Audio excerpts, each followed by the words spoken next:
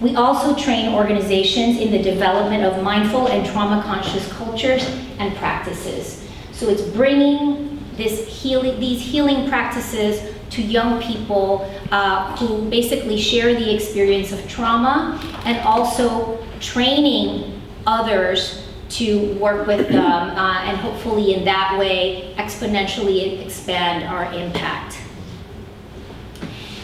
This is the first time we've had an open house.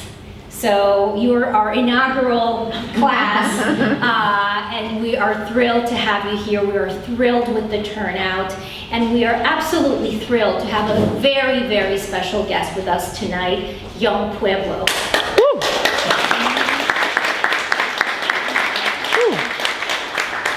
So young Pueblo is, well, you'll experience his wisdom, but I'll just share a very personal anecdote. I've, just by pure coincidence through Instagram, he has a huge following on Instagram, so if you're not following him, please look him up.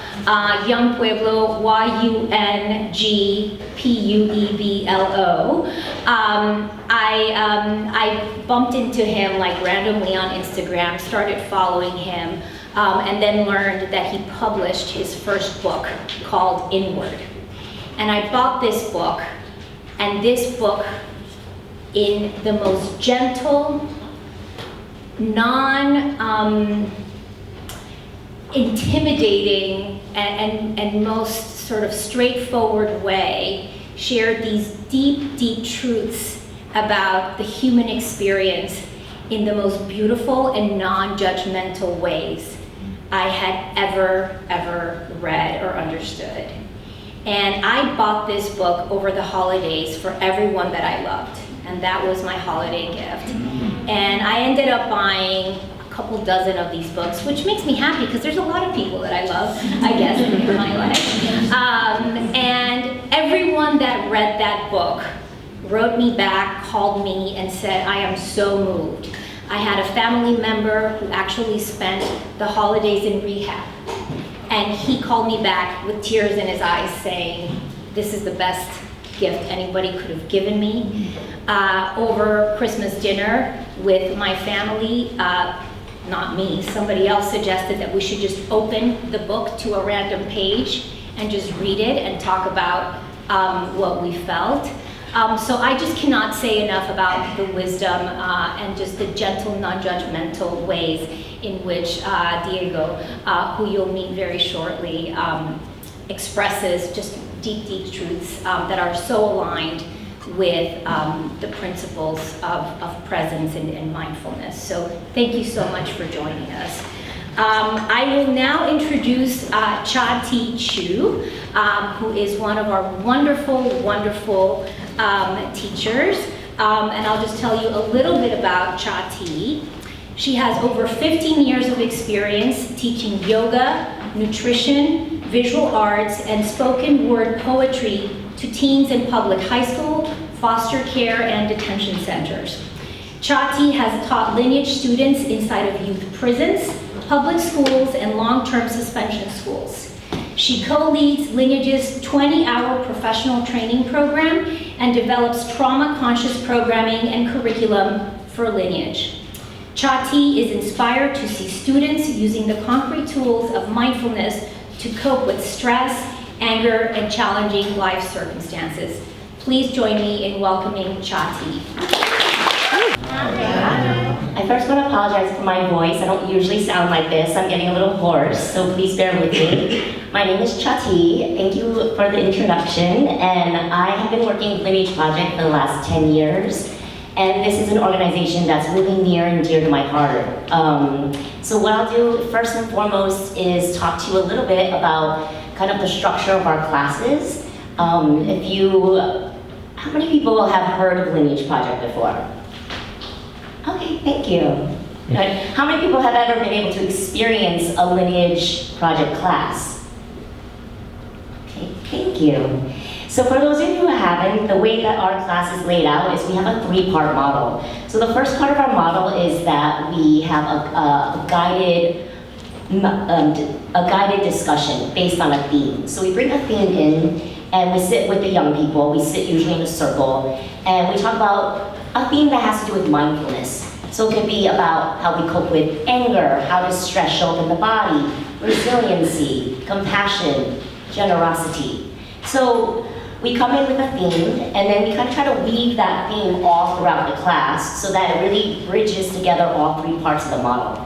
So the second part of the model is mindful movement. So my training in particular is yoga. We also have teachers who are trained in Qigong, Tai Chi. Jenna, who's one of our teachers here, has training in kickboxing. So at one of the sites many years ago, we ran a pilot program that was mindful kickboxing. How did it go? It was fun. Yeah. We had another teacher who teaches capoeira. So the idea is that it's movement. And movement done in a particular way can be an access point into kind awareness, which is what mindfulness is, right? Mindfulness practice isn't about getting into a state of being relaxed, getting into a state of being calm. This is kind of like the branding of mindfulness these days, you know? It's like, oh, do, 20 minutes of meditation, it'll make you feel this way, right? But really it's about getting to a place where you're just aware of what's happening inside, right? So we have mindful movement, and then the last part of our model is meditation. So discussion based on a theme, mindful movement, and meditation. So what I'd like to do with you is to guide you through a very, very short sample of our Lineage project class. So tonight our theme is about interconnectedness. Can anyone kind of shout out, what does that mean to you? What does interconnectedness mean to you? End of isolation. Sorry? End of isolation. End of isolation. Mm-hmm. Anybody else? Community. Community. Be one. B1. Yeah. So the idea of interconnectedness is all these things, right? We don't exist by ourselves, even though sometimes we want to just go into our rooms and burrow underneath our duvet and then that's it, right? Sometimes we want to isolate, right? But we are in a relation to the world and to other people. So the idea of interconnectedness is first and foremost, how do you connect these parts of yourself, right? All the roles and all the parts of your identity that you are. How do you connect all of those parts so that you can show up well to connect with other people in your community, right? People who support you, and also people who are not in your community. Like when the MTA gets stuck underground and you're late and you feel as it builds up, how do you deal when interconnectedness doesn't always go your way, right? So what I'd like to do for our discussion is for you to first reflect, please. What's one way that you care for yourself? What's one way that you put all these parts of yourself together, interconnected within you? What's one way that you care for yourself so that you can show up and care for other people? So I'd like to invite you into a moment of stillness, care, and compassion, and is committed to playing her part to transform public systems historically characterized by dehumanization and oppression. She's a qualified mindfulness-based stress reduction, MBSR, teacher with a Center for Mindfulness in Medicine, Healthcare, and Society at UMass Medical School, and the co-author of Unpacking Racism, Poverty and Trauma's Impact on the School-to-Prison Pipeline in the academic collection Strategies for Deconstructing Racism in the Health and Human Services, published by Oxford University Press. Please help me to welcome Jessica Mingus.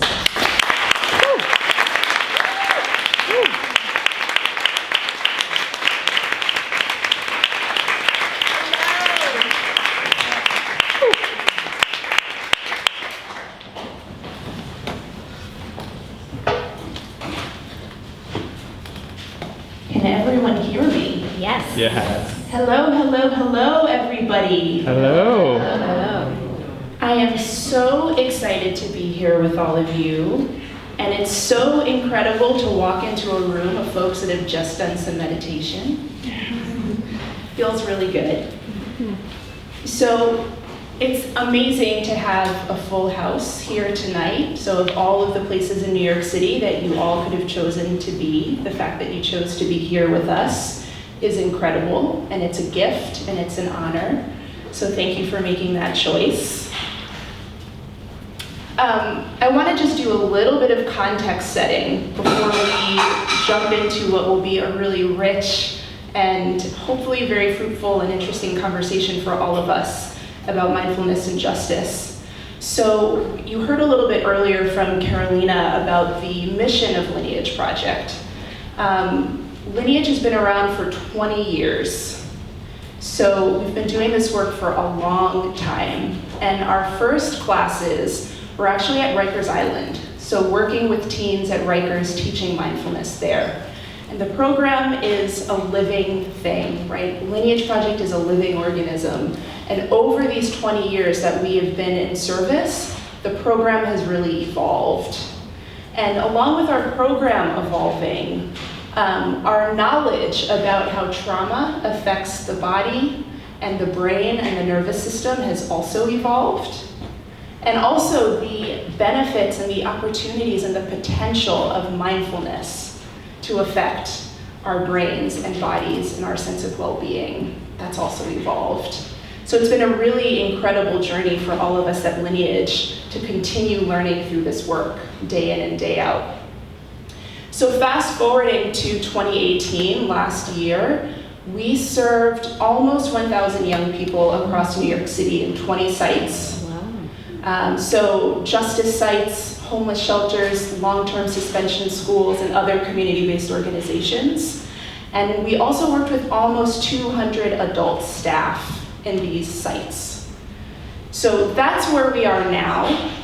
And in this critical historical moment, we are asking ourselves really deep questions about where we go from here and what the potentials are of our work.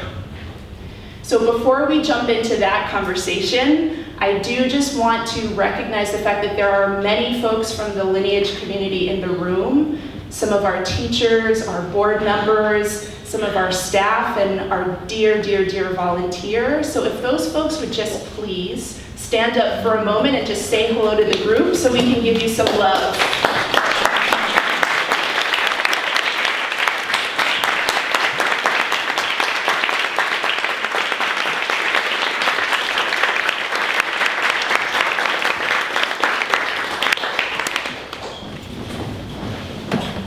They do incredible work, and I try to tell them as much as I possibly can, but they do not get many rounds of applause.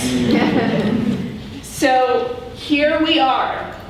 Without further ado, I am going to jump in and introduce our two esteemed guests for our conversation. So first is Diego Perez, who is a meditator, writer, and speaker who's widely known on Instagram and various social media networks through his pen name, Young Pueblo. Online, he reaches hundreds of thousands of people every month through his written works that focus on the reality of self-healing, the movement from self-love to unconditional love, and the wisdom that comes when we truly work on knowing ourselves. His first book, Inward, was self-published and quickly became a bestseller on Amazon. A revised and expanded edition of Inward has recently been published and is now available in bookstores around the world. The name Young Pueblo means young people. It serves to remind him of his Ecuadorian roots, his experiences in activism, and the collective of humanity, and that the collective of humanity is in the midst of important growth. Diego's practice of Vipassana meditation, as taught by S.N. Cuenca, has given him a deeper understanding of liberation that inspires his writing. Through writing and speaking, he aims to support the healing of the individual, knowing that when people release their personal burdens, it helps humanity build a global peace. Let's welcome Diego.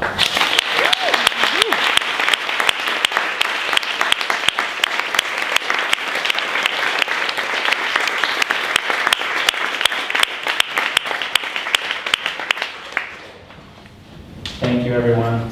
I'm really happy to be here.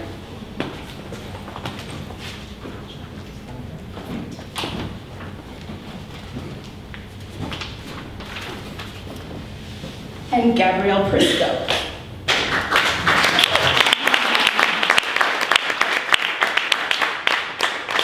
We spend a little bit of time together, me and her.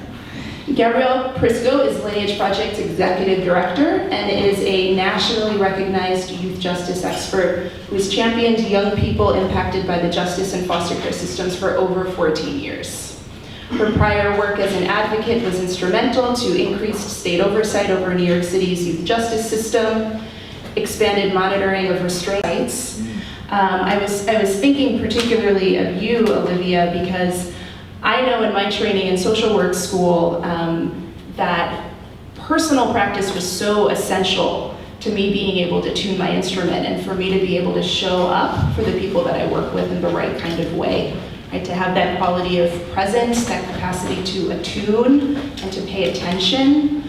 But at the same time, that kind of inner work, that sort of personal work was really treated as kind of frivolous. It was something that I had to figure out how to do on my own, on my own time. So just as a last point of conversation before we open up to the group, I just want to hear a little bit about thoughts you have about ways that we can shift the conversation around mindfulness practice and self-care in particular to help systems start to recognize how urgent it is that they take this seriously, right? And take this work as core competencies for serving other people. So a couple thoughts on that before we shift. That one's massive. I really personally believe that self-love, real self-love, the type of self-love that not only nourishes you, but also helps you decrease your ego and really begin that process of healing your trauma, and not only just healing your trauma, but going even deeper and just healing the rapid movements of conditioning that sort of control our behavior. That self-love opens the door to unconditional love. And if your self-love is not on point, I like to write a lot about, especially within our relationships with our friends or our families or our dear ones, having a love without attachments, but that doesn't mean you're going to have a love without commitments, right? Because commitments are sort of voluntary, they're coming from each other, and there isn't that aspect of control that comes from attachments. But a lot of people ask me, well, if there's no attachments, then how are you going to stop yourself from being harmed? How are you going to stop yourself from being hurt? Well, that's where your self-love comes in, because you want to balance that well. You want to balance that in a way where, yes, you want to love as freely as possible and give selflessly, but you're going to be able to balance that with a self-love that's strong enough to protect you from harm. And when you have that sort of inner balance, then you can give to the world in a way where you're just going to be hurt less, and you're going to be able to deal things with equanimity. This word equanimity that's becoming more and more popular, being able to see reality without sort of getting bound up in it in a way where you lose yourself and you just become so attached to what's happening that you just feel so much sorrow. But being able to see it, for the changing situation that it is, and be able to engage with it. Because love, when it's active, it's quite powerful. And it doesn't necessarily mean like, oh, okay, I see people being harmed and now I'm just going to start flooding with tears. Yes, I'm still going to feel compassion for them, but my mind's quickly going to start moving into like, oh, I feel bad for them, but oh, what can I do? How can I help? As opposed to just, falling into sorrow. We can feel compassion and be active. But that all starts with a very strong self-love. Thanks. I love talking about love, and I was reading an interview with Eve Ensler, the playwright and activist, recently, and she talked about fierce love that also has a bite to it and has a structural lens. And so I think Cornel West says love is what justice looks like in public, and Jessica Mingus over here says compassion. What Lineage Project does is what compassion looks like in public. Right? What we're doing is what compassion looks like in public, and I just got goosebumps. I'm so honored to be able to do this work, but I think love is the most powerful force that exists, and I think it is the way that we sustain ourselves. And I also think about language, and I think about the imperative of naming, particularly those of us like myself who operate in a world with a lot of privilege, with white privilege and class privilege, about naming what we see. And so, I often think this, like, we put people on the moon, okay? We did that, by the way, 50 years ago, right? We invented the internet. We did a lot of, like, we carry around in our pockets this device that can give us more information in like 30 seconds than my grandmother had access to in her entire life.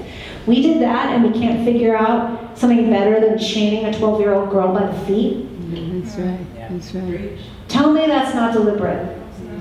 We put people on the moon and we chain 12-year-old girls by the feet, and boys. Because they are acting out, often, trauma and what has been done to them by the adults and the systems who have failed them. I don't really remember what the question was, by the way. I kind of I don't think I'm answering it. Self-care and sustainability. Love, articulation of harm in the world. No, it's all about it. But thank you. But I guess what I just really feel called to share with you is that I think the kind of mindfulness we're here exploring tonight and the kind of love that we're talking about is about interconnection and interdependence. And it's about opening our hearts, and it's about wisdom, and it's about deep knowing, but it's also about fighting. And it's also about naming, and it's also about articulating what is wrong with the world we see, and by working collectively to be something different. And you know, when we were preparing for this call, Diego and Jessica and I were talking about how this kind of language is landing right now in this unique historical moment where the world is on fire. I mean, it's on fire. We know this, and it's long been on fire. These things aren't new. Oppression isn't new. But we are in a unique historical moment, and we have the chance to create a different world. And I truly believe that the planet depends on us doing this work. And I really, truly believe that it is not individual work. It requires our inner participation, and it requires our outer participation. And if we can figure out collectively how to harness the inner and the outer and to connect them with laser-like precision to create the world we want to live in, we might have a chance. Thanks.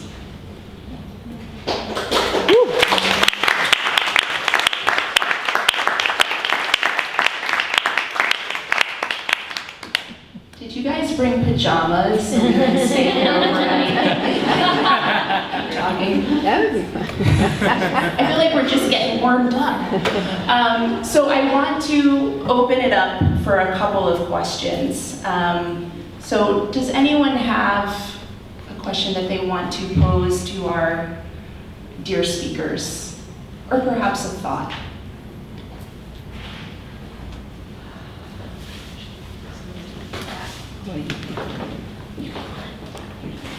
Hi, my name is Denise. This is, for me, both a triggering and healing experience. As I mentioned to you, I worked in prisons before I went to social work school, and teaching a company. Well, first working with a group of multicultural group of actors we had a grant from UCLA Arts Reach, which is in California, to teach theater improv in prisons.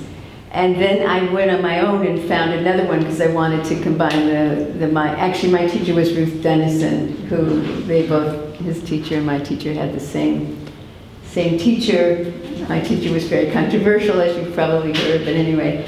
But all this to say, and then I combined it with movement-based theater improv and group. I majored in group work. Anyway, all this to say that they were all built on each other. And I mean, I know we've talked a lot about compassion fatigue, but just listening to you after retiring 5 years ago, completely burned out. And which is very hard to admit for a social worker, you know, like I'm tough. And by the way, my father was a cop, so I felt like the work I was doing in prisons was, you know, kind of trying to do some healing on that in the future. But all this to say that I worked for the Children's Aid Society for 13 and a half years, and in my last position, I was in a, what do you call it, kids that were coming home from detention, teenagers program, and I had done a class there when I was doing other kind of group work stuff. And then, I'll try not to be too long with this, I'm sorry, you know how the context. But it was fine when I was coming from the outside, but then I became the program director for my agency, and we were inside Office of Children and Family Services.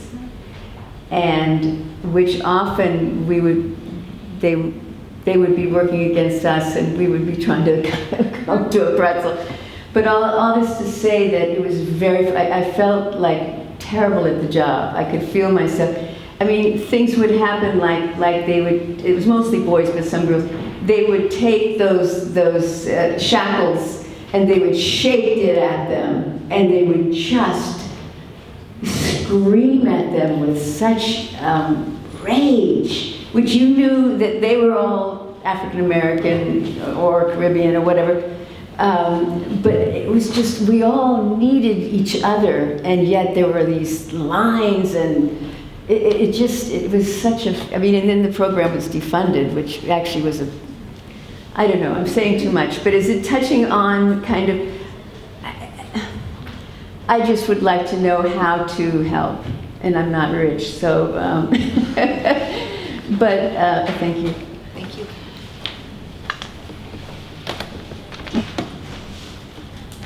Thanks. Well, thanks for the work you've done.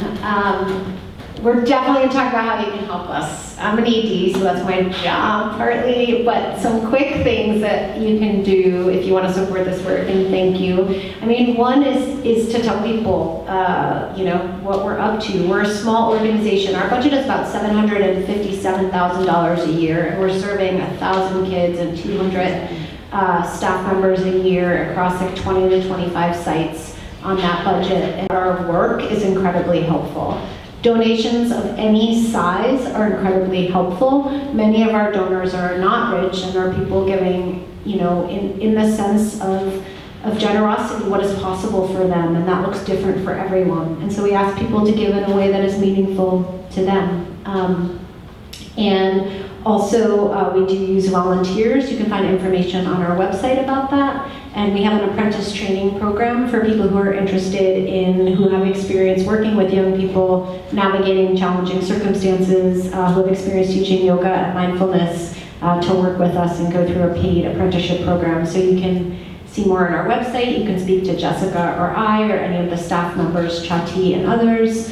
And you can share about us, you know, in your network, social media, and so on. I saw another hand in the back. Thank you. Hi, my name is Joanna. Thank you both for being here. Diego, you spoke a little bit about love without attachment, and I often hear from friends and people around that you're excited about this new relationship and all of the great feelings that come with something new, but then with that comes coupled fear, anxiety, control. So I was just curious if either of you have thoughts in terms of how do you convert those thoughts of like what you're suggesting and really leaning into what love should be and converting those thoughts into action. How do you make that transition?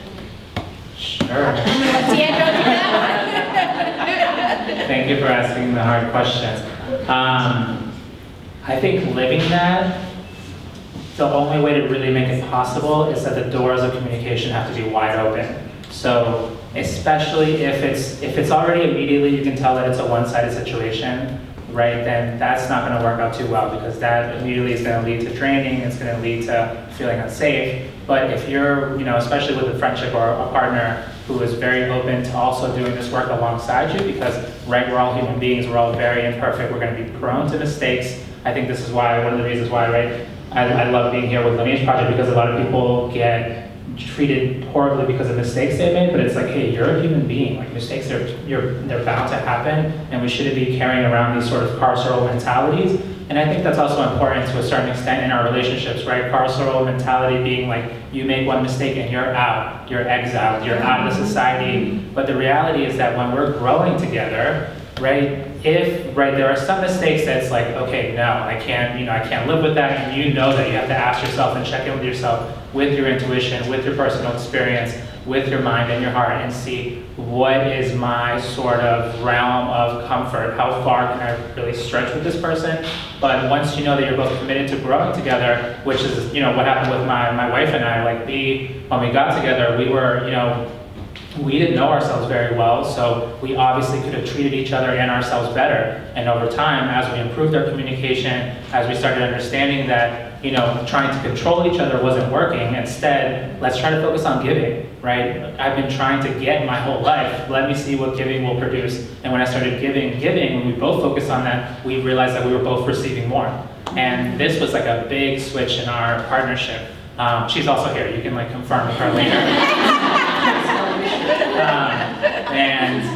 But I think that was a big transitional moment, and also just understanding what are my attachments. Oh, I want her to do this specific thing, that specific thing, and then I'm catching myself, and I'm like, oh, that's kind of really unnecessary. I don't really need that. Why am I trying to make the situation work out in this way and allowing for greater flexibility? But all of that would not have been possible without communication. If you yourself and to whomever you're close to, if those doors of communication aren't open, then there's going to be no understanding, there's going to be no safety, and there's going to be no real growth, that collective growth that we really need in those tight circles of unity that we have. Thanks so much for asking.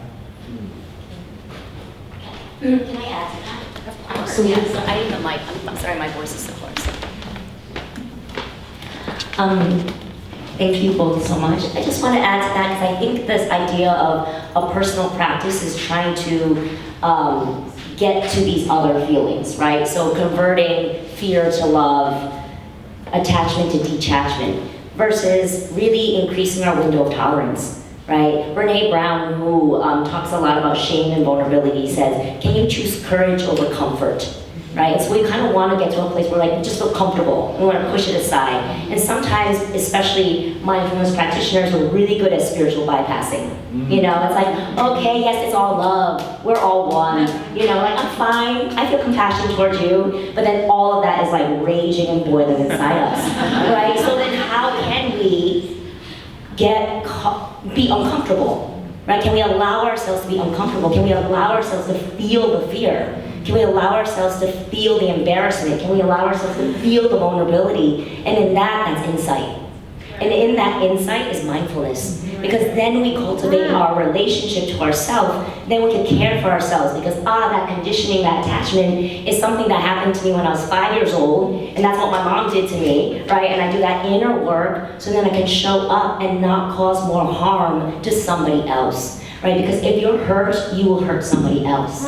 But if you really take care of yourself and interconnect all the wounded parts of yourself because you are not afraid to be with your fear, then you can connect with other people in a really authentic way.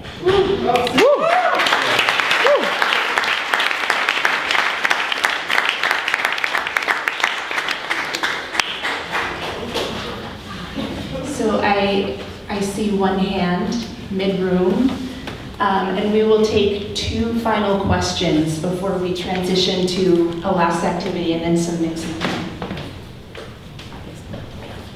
Hi everyone, my name is Tashara. Thank you all. I'm an educator in a charter school, and as you're talking, I'm not sure that I have a question, but it's more so to speak to my truth in doing work in charter schools, and I'm not sure how much of the work that Lineage has done so far has tapped into the charter world, but as you speak and as we talk about all this, I was explaining to Monica here that the intensity that's moving through my body present and just feeling all of what you're talking about is because of the fact that a lot of the stuff that we talk about exists in charter schools, and though you're talking about a prison, I'm talking about being in a charter network that feels that way.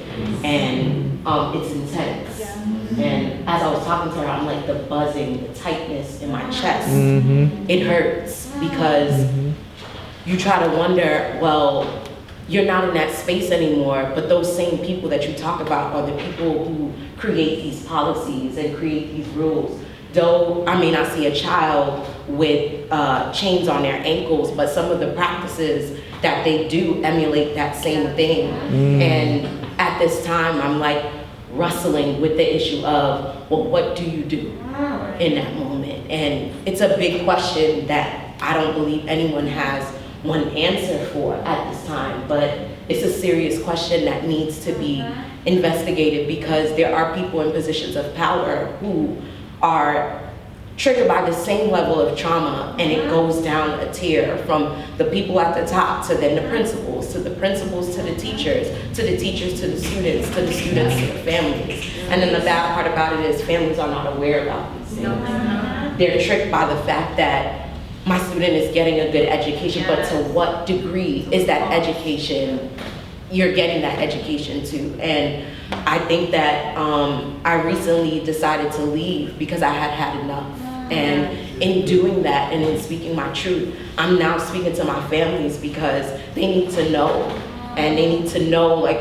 what it is that they need to do for their kids. And us here as a collective talking about these things, I just want to know, well then, how do we get that information out there, because something's got to give.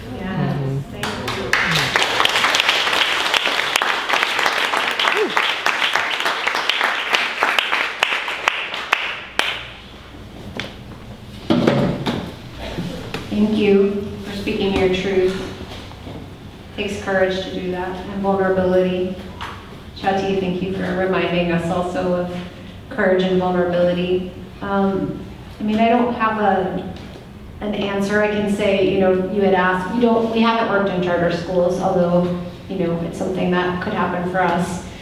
But I think the idea that really stood out for me from what you spoke about is how trauma pervades a system. And I remember when I worked in family court in the South Bronx, and the elevators were always broken, like really broken, like people got hurt. But I used to think like that was happening in the system, in the building, showed up in the elevators. Like it was that deep. The building reflected the trauma and pain of the system. And someone who worked there said to me once, every single person in this building is in pain. And I thought like that was really true. And she was actually a translator, and I thought that was interesting because she like changed the way I saw through changing the language. And then I thought, the other thing is that we don't talk about it, what you said. We don't talk about our own trauma, those of us who are doing this work, what brings us to do it. We don't talk about love, we don't name it. We don't talk about the harm that we see, the harm we might be causing. And so, again, like I don't have an answer, but I think you're really speaking something very powerful, which is that trauma pervades systems. We talk a lot about collective nervous systems at Lineage Project. Young people literally share nervous systems with the adults around them, but also we share nervous systems collectively. So when you're working in an organization, whether it's a workplace, an office, a school, a justice center, right, there is a collective nervous system, and trauma impacts the collective as well as the individual. And so, I think the work that we do is one tool to try to help systems regulate and also help individuals regulate by calming the amygdala, by opening the prefrontal cortex, by developing neural pathways that are new, and that happens at the individual level, in the individual body, and it happens in the collective body. And I'm sorry that you had such a very challenging and difficult experience, and that the young people and their families are having that also. I wanted to add really quickly, if I can. I think one thing that I was recognizing from you telling your story and from hearing the other story about what's happening in schools is that I think we forget how important awareness is, right? Like what you were mentioning earlier about like spiritual bypassing and not really recognizing what we're actually feeling in the moment. Or also, and also reflecting that into what's actually happening in the world around us and really recognizing and take that in. That step is something that we, as human beings, we want to run into action, and that's critically important, but we have to recognize the value of pure awareness, right? The fact that we can even see this is not okay, right? We need that step to be able to develop and really understand the problem so that the solution can come right out of it, right? Because it's in the deep understanding of the problem that the solution appears. But we have to sort of honor our ability to even be aware, and I think that's really important because we sometimes get down on ourselves like, oh, we can't fix this right now, and yes, sometimes it does take a little more time than we actually wanted to, but respect the fact that somebody even in the room was able to be there and have their heart open enough to be like, this is wrong, and we need to change this, and we can change this, and we're gonna figure out how.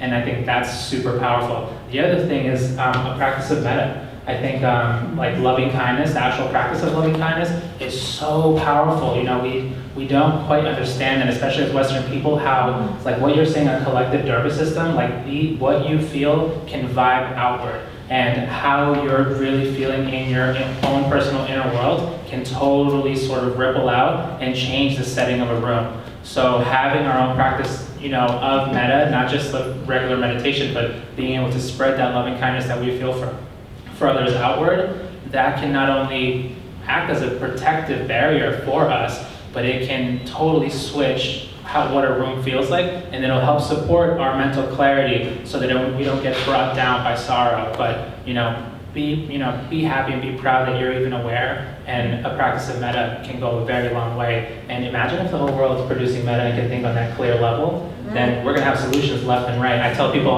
my friends sometimes when I go to meditation courses, I'll go in with tons of problems. When I come out, I've got tons of solutions, you know? So we keep going, you know? We gotta stay active on the inside and out.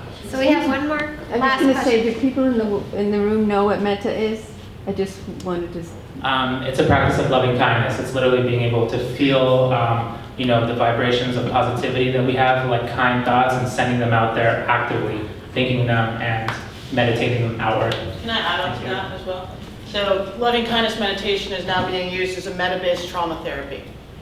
And it does actually work on the vagus nerve in such a way that it helps to increase our ability to have social engagement with others. Thanks, Jenna. Thank you. Also amazing lineage teacher, Jenna Delachesne, thank you. And we're gonna have one final question for Malika, then we're gonna do a super brief closing practice, and then we're gonna eat and drink and spend time together. Thank you for being so attentive and patient, Malika. Great, thank you so much for sharing, everybody. It's been really, really insightful. I think my question and my comment is also about like the process of humanization. We talk a lot about like, wow, like I was only a little girl, I was only a child. And some people don't see that, especially when we're talking about Black and brown bodies. And I want to take this even further. Like I do birth work, so part of my work is I do the work, and I'm also working with hospitals to get doctors and medical professionals to be more mindful, because Black and brown women are really dying. And the trauma is literally changing the genetics of the placenta, and the body is holding all this trauma and shifting everything and causing so many health outcomes and so much pain from so early. But I think we take that for granted, just saying like, just being able to see someone who doesn't look like you, who doesn't come from the same socioeconomic class, who maybe isn't, a person maybe who isn't heterosexual, whatever it is, and it's hard for us to see them as children, right? Like we see it in even the movie now, like Central Park 5, they didn't see them as young boys. Yeah. They were villainized. So it's like, what is our process when we're talking about working towards humanization and using mindfulness to do this? I just want to hear thoughts about that, because I think it's a really big thing that we don't talk about enough, and it's not this easy thing, let's just humanize. It is not that. It takes tons of work, and it's so deeply layered. Thank you so much for bringing that up. I think one of the things that I like to really leave people with is this idea that has been around for centuries throughout, all of human history. It's an idea that's existed since time immemorial.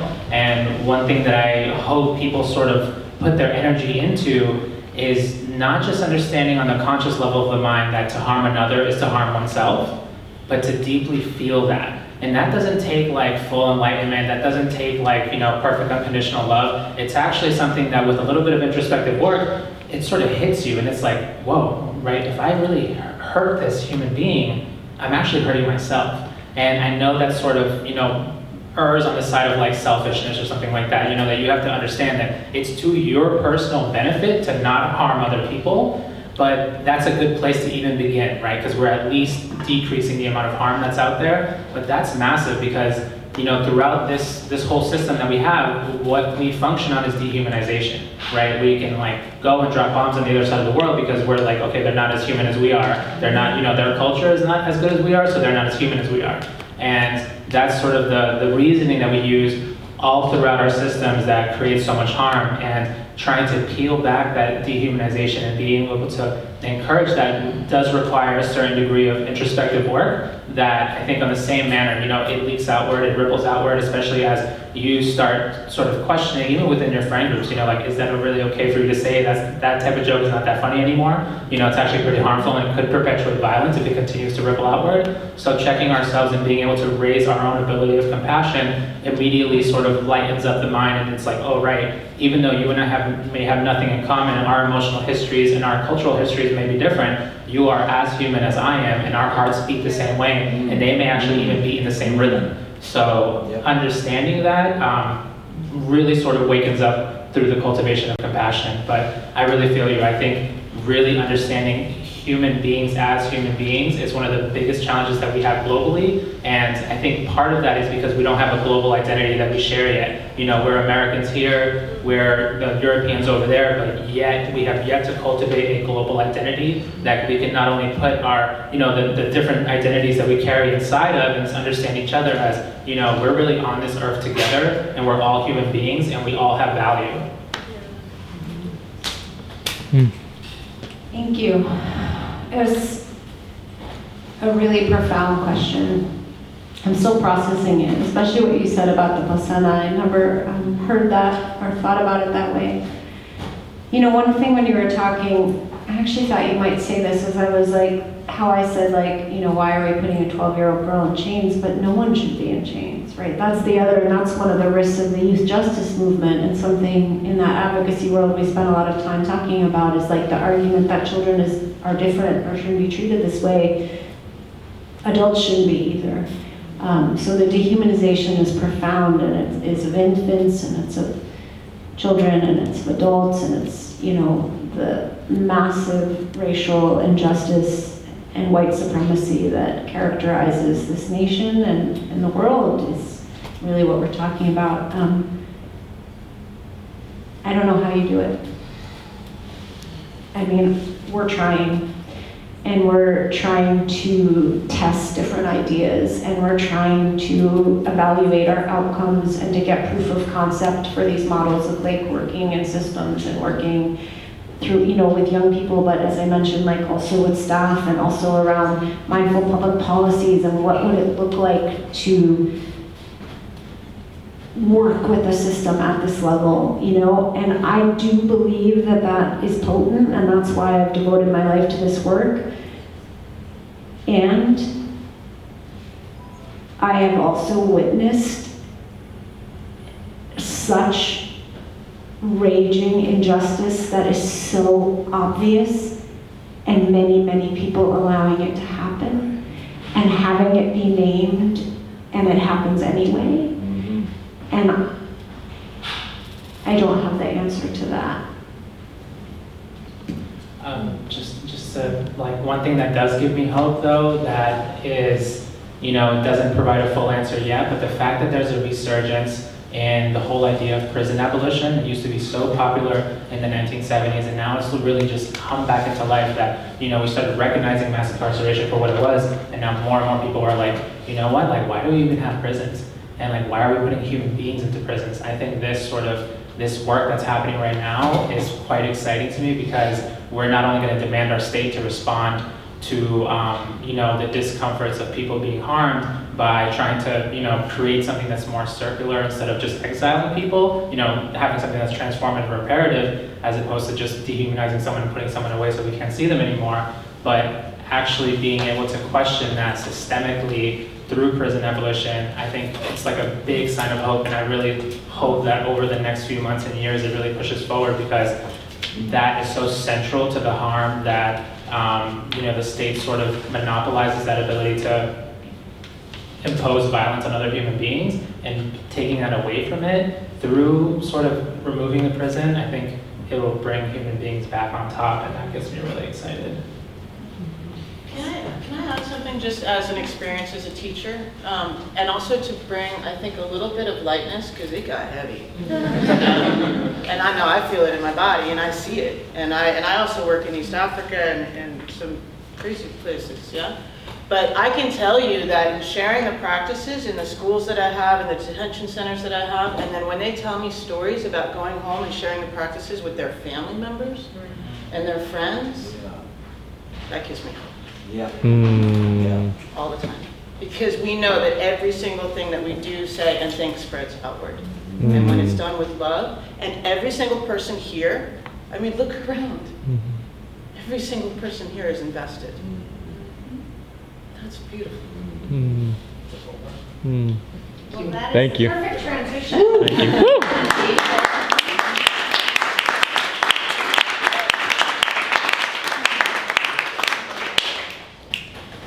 So we're going to transition and have some time now to enjoy each other's company and this abundant spread of food and more conversation. And to take us there, I just want to invite everyone to take a moment right now and just find a comfortable seat. Going a little off script here.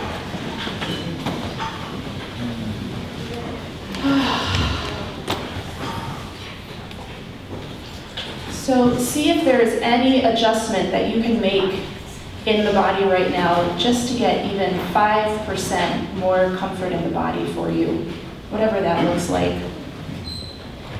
Maybe a little wiggle, maybe a shake, a sound, an exhale. We are all in this together. We are all here together.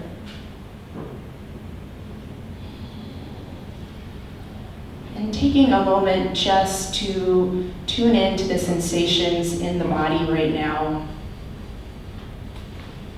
Anything that might be coursing through you, or maybe even an absence of feeling, whatever it is, just paying attention.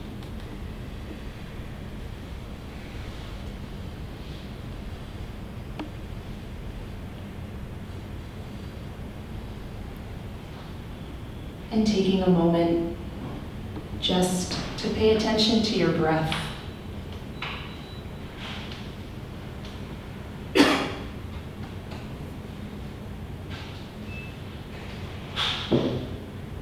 This wondrous gift of breath.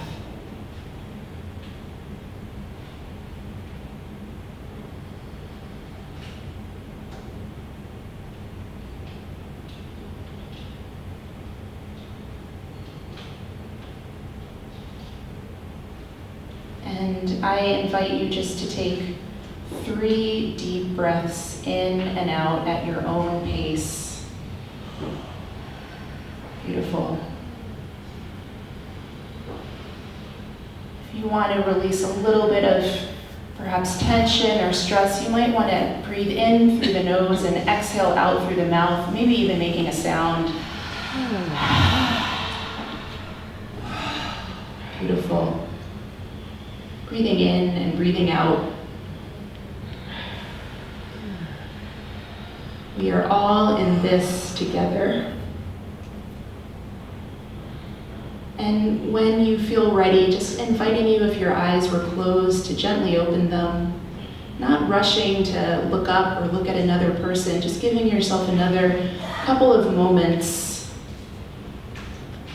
of being tuned in. And being in the body.